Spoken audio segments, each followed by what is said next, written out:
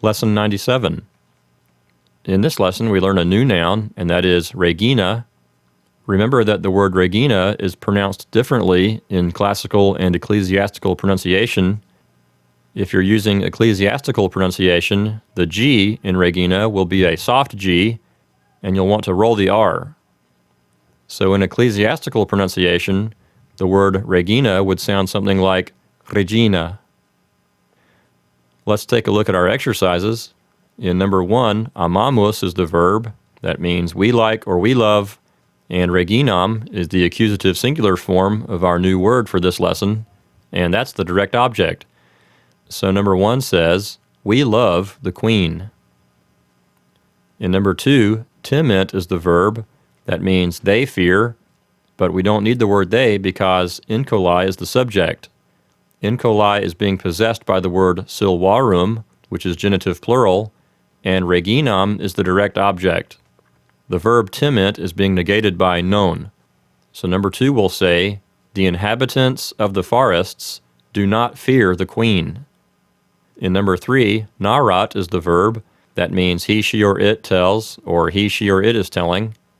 But we don't need the he, she, or it because poeta is the subject.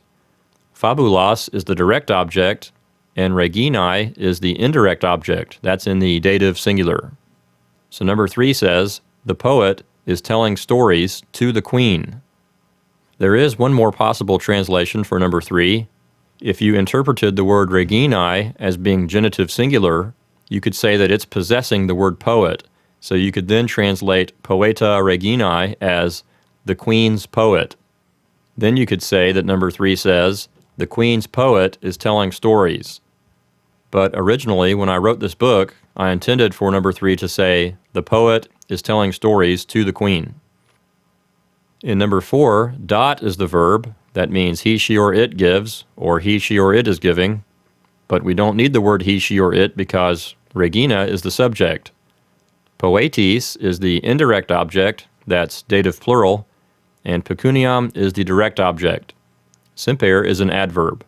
So number 4 says, the queen always gives money to the poets. In number 5, timent is the verb. That means they fear, but we don't need the word they because agricolae is the subject. Bestias is the direct object, and silvae is a genitive singular word that is possessing bestias.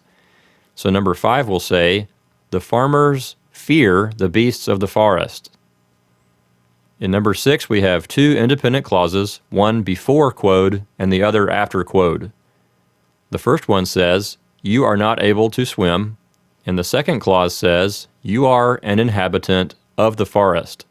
So number 6 altogether will say, you are not able to swim because you are an inhabitant of the forest. In number 7, again we have 2 independent clauses, one coming before quod and the other coming after quod. In the first clause, ambulat is the verb. That means he, she, or it is walking, but we don't need he, she, or it because familia is the subject. Familia is being possessed by agricolae, and ad actam is a prepositional phrase. In the second clause, amant means they like or they love, and natare is an infinitive that means to swim. So number 7 will read like this. The family of the farmer is walking to the seashore because they love to swim.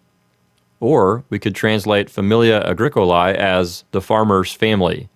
Then number 7 would say, the farmer's family is walking to the seashore because they love to swim. In number 8, the word said is dividing the sentence into 2 independent clauses.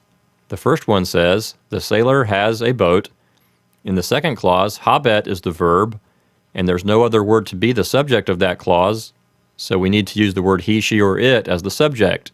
We've already established in the first clause that we're talking about a sailor, so we'll use he as the subject, and so the second clause will say, he does not have money. So number 8 altogether will say, the sailor has a boat, but he does not have money. In number 9, possum means I am able. It's being negated by non, and edificare is an infinitive that means to build. Kasam is the direct object, and sine pecunia is a prepositional phrase. So number 9 says, I am not able to build a house without money. In number 10, we have two independent clauses, one coming before quod and the other coming after quod. The first one says, the girls are carrying writing tablets, and the second one says, they are walking to school. So number 10 altogether will say, the girls are carrying writing tablets because they are walking to school.